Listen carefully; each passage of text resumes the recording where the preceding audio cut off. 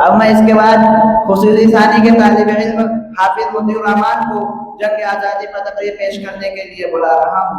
موصوف ٹائز پر تشریف لیں.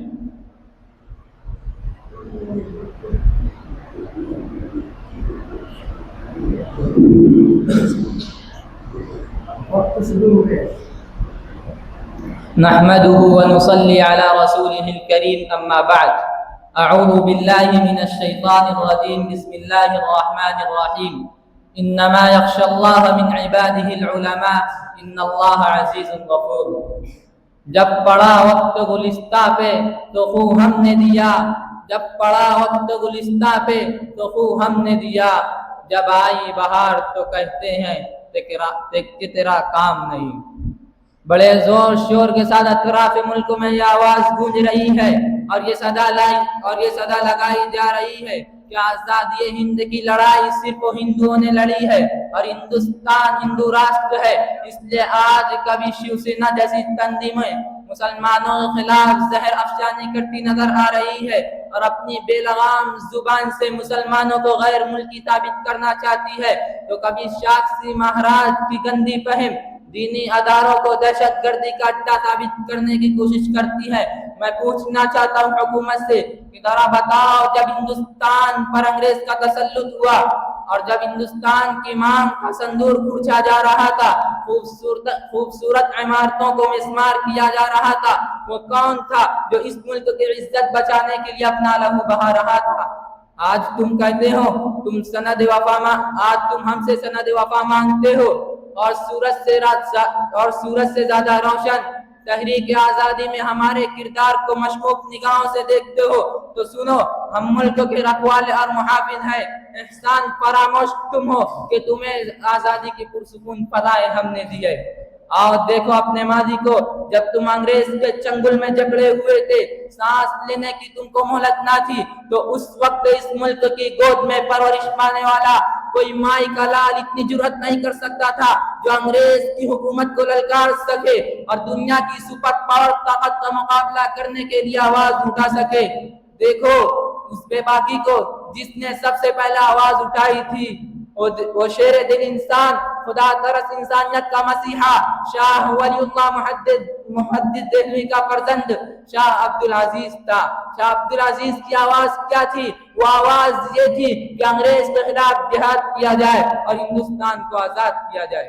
شاہ عبدالعزیز کا یہ فتویٰ انگریز کے لیے خطرناک پیغام تھا جس نے انگریز کو بے چین کر دیا تھا. اسی کے سہارے علماء ہند اور خاص طور پر علماء دیوبند اپنے سر سے کفن باندھ کر انگریز کی حکومت ختم کرنے کے لیے میدان میں نکل پڑے.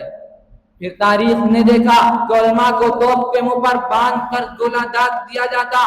رب کی قسم، علماء کرام کے گوشت کے لوتھڑے اڑ گئے اور فضائے آسمانی خون سے رنگین ہو گئی. پھر لمحات تاریخ نے یہ بھی دیکھا کہ علماء کو ہاتھیوں پر کھڑا کر کے درختوں سے باندھ کر ہاتھیوں کو چلا دیا جاتا. علماء کو دہکتے انگاروں میں ڈالا گیا اور ان کو بھون دیا گیا اور یوں کہا گیا کہ مولیوں، تم صرف ایک بار یوں کہہ دو کہ ہم 1857 عیسوی کی جنگ آزادی میں شریک نہیں تھے، ابھی چھوڑ دیا جائے گا. لیکن رب کی قسم سارے علماء آگ میں جل گئے، لیکن ایک نے بھی انگریز کے سامنے گردن نہیں جھکائی. لیکن میرے دوستو، بڑے افسوس کے ساتھ یہ کہنا پڑ رہا ہے کہ کل ہمارے اسلاف نے آزادی جیسی نعمت حاصل کی تھی، لیکن آج ہمارے ساتھ کیا ظلم و ستم ہو رہا ہے اور روز روشن کی طرح آیا ہے. میں پوچھنا چاہتا ہوں ان فرقہ پرستوں سے، ان تعصب پرستوں سے اور ان آزادی کا نام لینے والوں سے کہ آزادی اسی کا نام ہے کہ جو چاہے مدارس پر حملہ کرے، جو چاہے مدارس پر پابندی لگائے، جو چاہے قرآن میں تحریف کا مطالبہ کرے، کہ آزادی اسی کا نام ہے کہ ہمیں دہشت گرد قرار دیا جائے.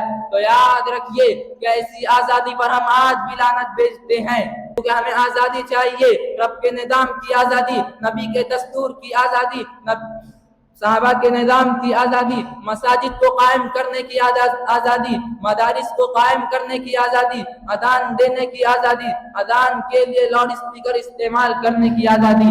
میں اپنی تقریر کو اس شعر کے ساتھ ختم کرنا چاہتا ہوں: اپنے اجداد کو کبھی بدنام نہ ہونے دیں گے، اپنے اجداد کو کبھی بدنام نہ ہونے دیں گے، یہ حویلی کو کبھی نیلام نہ ہونے دیں گے۔ دیکھنا ہے تو دیکھ حکومت دے کر، دیکھنا ہے تو دیکھ حکومت دے کر، کسی شہر میں کوحرام نہ ہونے دیں گے۔ وما علینا الا البلاغ۔ ماشاء اللہ، بہت خوب۔